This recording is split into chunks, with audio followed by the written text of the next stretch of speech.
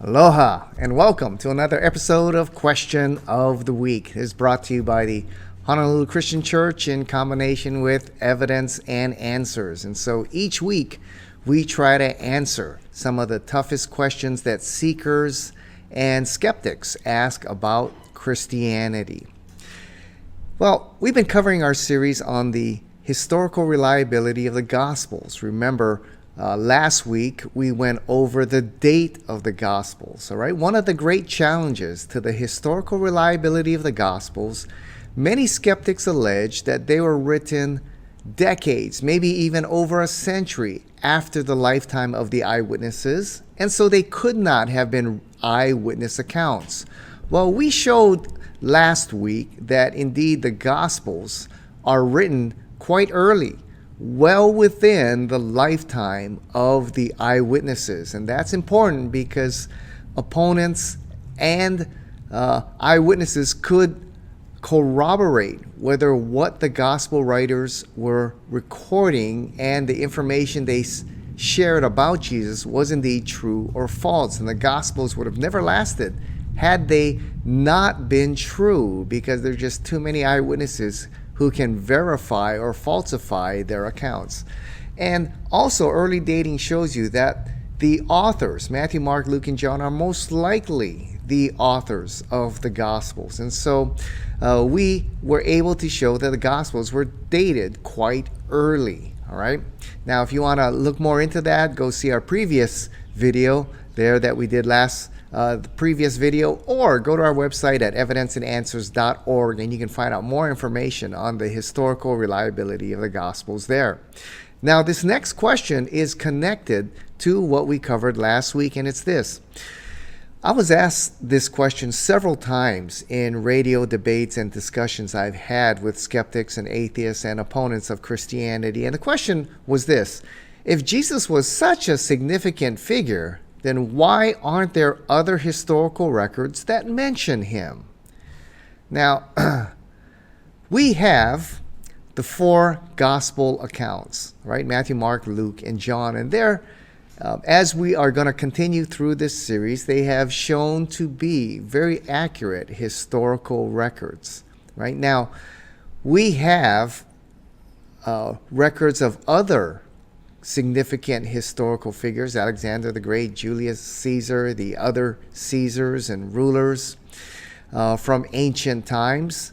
And they have about the same or even less historical records written much later, right? Several centuries after their life, which we consider historically accurate. The Gospels, here are four eyewitness accounts, plus you have the books of the New Testament that were written well within the lifetime of the eyewitnesses, perhaps a decade, 2 decades, not too long after the resurrection of Jesus Christ.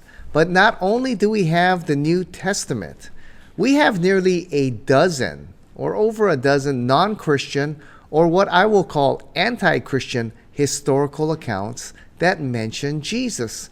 And the facts that they mention match or corroborate what we have recorded in the New Testament. Now, this is the power of enemy attestation.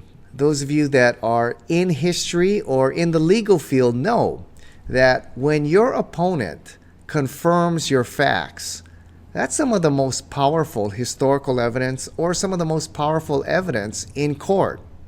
And here we have over a dozen historical works written by ancient historians who were opponents of Christianity. In fact, they despised Christianity. When you read their accounts, you'll see that they really despised this new Christian faith that was spreading throughout the Roman Empire at that time.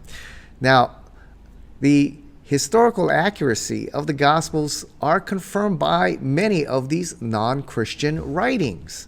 There's dozens of facts that these non-Christian writers confirm: that Jesus lived during the time of Tiberius Caesar, that he lived a virtuous life, that he was a wonder worker. He had a brother named James who was martyred.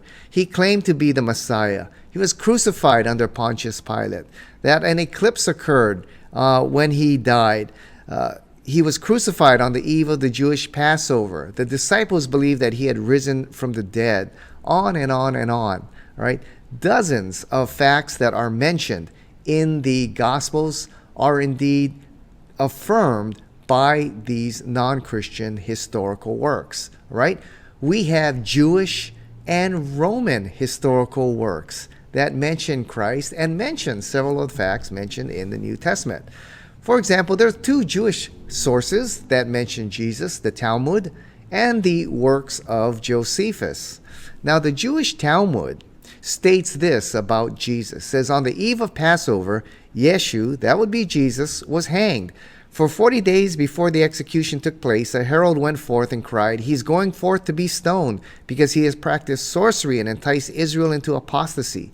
Anyone who can say anything in his favor, let him come forward and plead on his behalf. But since nothing was brought forward in his favor, he was hanged on the eve of the Passover there. So you can see the Talmud really despised Jesus, called him an apostate kind of teacher, but verifies that he was a historical person who was indeed crucified on the eve of the Passover. Josephus, very accurate historian. Much of what we know that went on in the Palestine area, in the Roman Empire there in the first century, comes from the writings of Josephus, considered a very accurate historian. Now, in his works, he records the Herods mentioned in the Bible, the emperors Augustus, Tiberius, and Claudius, the high priestly families mentioned in the New Testament, Caiaphas, Ananias, and Annas, and several of the events mentioned in the Gospels and Acts are also mentioned in Josephus. Gamaliel's mention of Judas the Galilean's uprising, that's mentioned in Acts chapter 5. In Acts 11 talks about a famine in the days of the Emperor Claudius, and that's mentioned in his work, The Antiquities. The sudden death of Agrippa in Acts chapter 12 is recorded in the Antiquities as well. And the death of John the Baptist and James, the brother of Jesus, are all affirmed by the writings of Josephus. Now, in that famous little paragraph, Josephus mentions Jesus, and he states this. He says, at that time there appeared Jesus, a wise man, for he was a doer of startling deeds, a teacher of people who received the truth with pleasure, and he gained a following among many Jews and among many of Greek origin. And when Pilate, because of an accusation made by the leading men among us, condemned him to the cross, those who loved him previously did not cease to do so, and up until this day the tribe of Christians has not died out. Well, in that brief little paragraph there, Josephus pretty much summarizes the life of Christ there. That he was a real historical figure, that he had a tremendous following, that he was crucified, and that his disciples remained faithful to him even after his death. So we have two Jewish writings there. We also have non-Christian Roman historical writings. Thales, who wrote of the history of Greece from the Trojan War to his present day, writing in 52 A.D., he wrote that on the day that Christ was crucified, in the afternoon, the land was covered with darkness. All right, and he attributes that to a solar eclipse. All right, now, what does that tell us? Well, that tells us that the passion story of Christ was known throughout the Roman Empire by 50 A.D., and that the opponents of Christianity were giving some kind of naturalistic explanation to the darkness that covered the land during the afternoon of Christ's crucifixion. Now, Tacitus, a first century Roman historian, I hope I got the first name right. The first name was Thales. I might have said Tacitus, all right? Thales, writing in 52 A.D. Tacitus is this guy now. He's writing in the first century. He's considered a very accurate Roman historian. And he wrote of Nero's persecution of the Christians. And he said this. He said, Nero fastened the guilt and inflicted the most exquisite tortures on a class hated for their abominations, called Christians by the populace. Christus, from whom the name has its origin, suffered the extreme penalty during the reign of Tiberius at the hands of the procurators Pontius Pilate.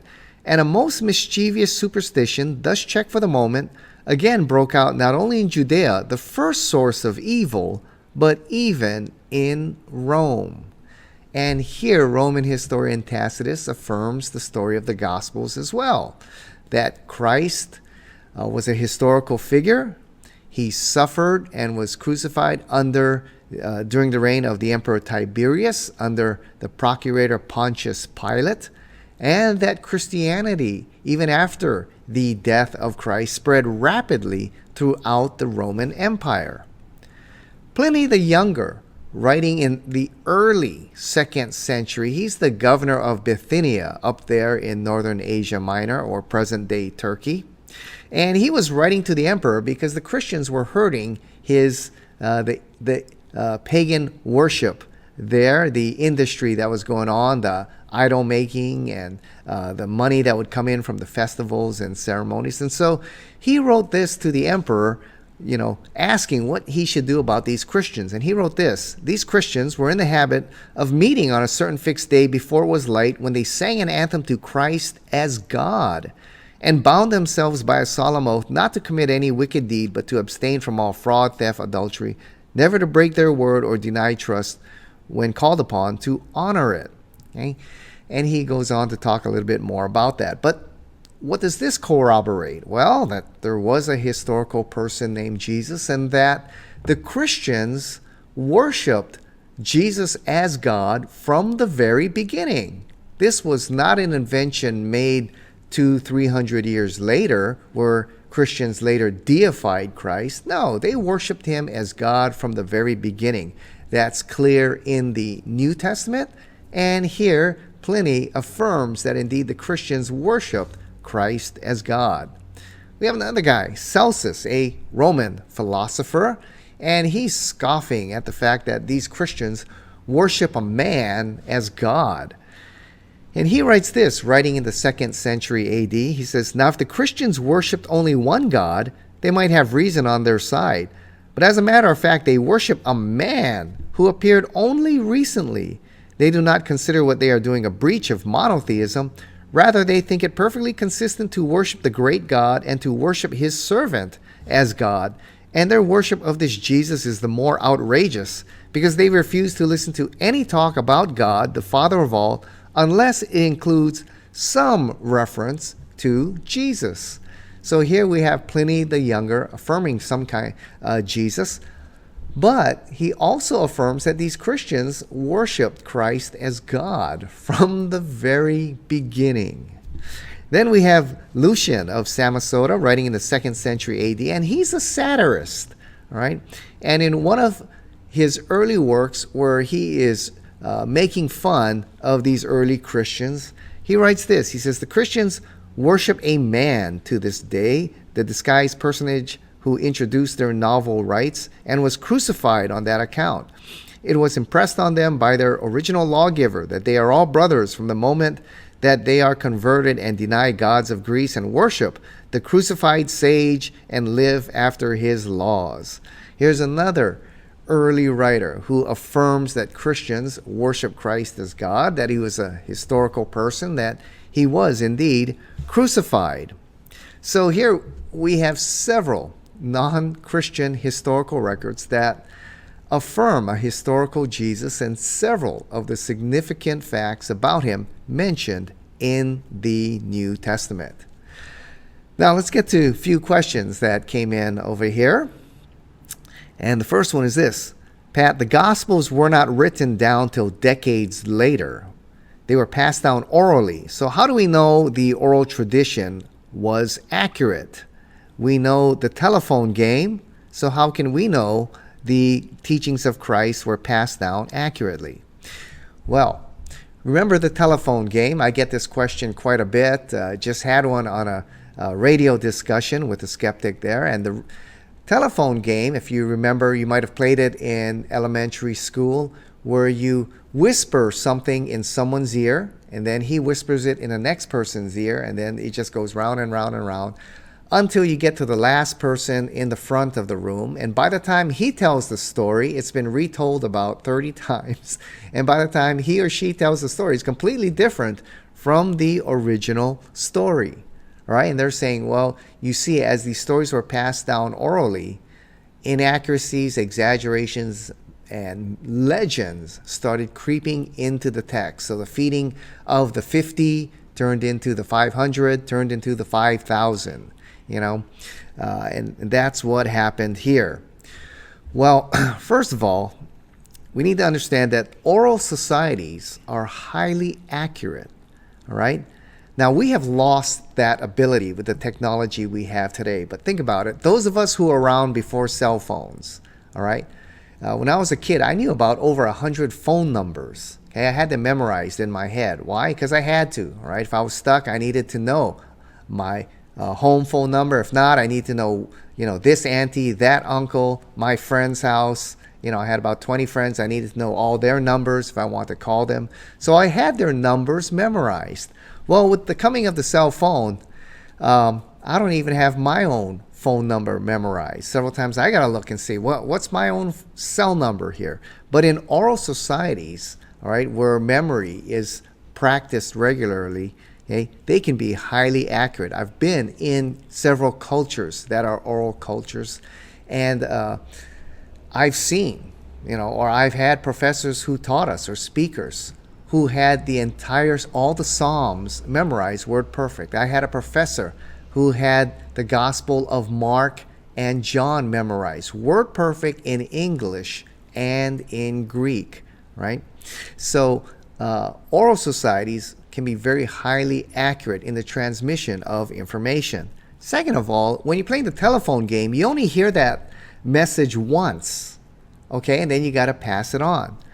The disciples of Christ didn't hear Jesus' message just once, all right? Jesus taught his lessons over and over and over, many times in public, and also probably privately he went into further detail with the disciples, but he taught them over and over and over many times. I am a teacher, all right? And in 1 year, I'll be teaching the same lesson over a dozen times to different students, okay? Now, if I had an assistant following me around all over the place, or you can talk to my wife, she's probably got my messages memorized, especially if, I told her, someday you're going to teach this real soon, so listen carefully, right? And when the apostles told their accounts, they also repeated it many, many times, all right? Over the 10, 20 years before it was written down, they probably told the teachings of Jesus and the life of Jesus probably hundreds of times. So by the time it was written, they had repeated their story, okay, probably hundreds of times. And remember, there's also mnemonic devices that we use in teaching, right, to help us remember lessons and sayings and speeches. And when you read Jesus' speeches and the sermons that he taught, you see that there are also mnemonic devices in there as well. And also, how many of us can forget a good story when we hear it about a dozen times? Anywhere I go in the world, if I say, you're a good Samaritan, everybody knows what I'm talking about. Why is that? Well, it's such a simple but very memorable story. Okay, or if I say, hey, you're like the prodigal son, everyone knows what I'm talking about. Very simple, memorable story, okay, that Christ told. And the facts of the gospel, remember, as we showed last week, they're written in the lifetime of the eyewitnesses. All right? So if what the gospel writers recorded was false or exaggerated, the eyewitnesses there would be there to verify their accounts as true or false, to correct them or show them that their accounts was indeed false. And you bet the critics and the enemies who wanted to stomp out Christianity were looking for any way to discredit the writings or the teachings of the disciples and followers of Christ. Believe me, they were. If you have written a book, and many of you authors who have written know the kind of criticism you get when you write a book. All right. I mean, the critics go after you, your credentials, your mom, your dad, your brother, your sister, your cat, your dog. I mean, they go after everything about you. And you can believe that if the teachings of the disciples and early followers of Christ, the skeptics were looking for any way to discredit their testimony. And so they were scrutinizing their message very critically. Okay? And then, of course, you have the supernatural element, the Holy Spirit. In John 16:13, Jesus said, when He, the Spirit of truth, comes, He will guide you into all truth. And as we showed, it's very reasonable to believe that God exists. In fact, the evidence confirms very strongly that indeed God does exist. And so we cannot discount God's hand in the recording of His scripture there, that the Holy Spirit inspired these men and brought to memory the things that Jesus and the apostles taught them, so that when they wrote down their account of the life and teachings of Christ, they indeed wrote down a very accurate account. Let's see if I got time for one more here. Yes, here's one that I often get. Pat, the story of Herod killing the children in Luke's gospel is not recorded in any other historical work. Shouldn't we see this story of a massive killing of children recorded in Josephus or other historical sources? Well, first of all, we have to remember that Luke is a very accurate historian. Okay, he names 32 countries, numerous cities, gives very accurate titles to government officials, like Tetrarch, first man of the island, and others. And archaeology confirms how accurate Luke is. Now, when you're looking at a historical work, all right, this is how you don't look at what is not there, you look at what is there. Those of you in the historical science or the forensic science know what I'm talking about, all right?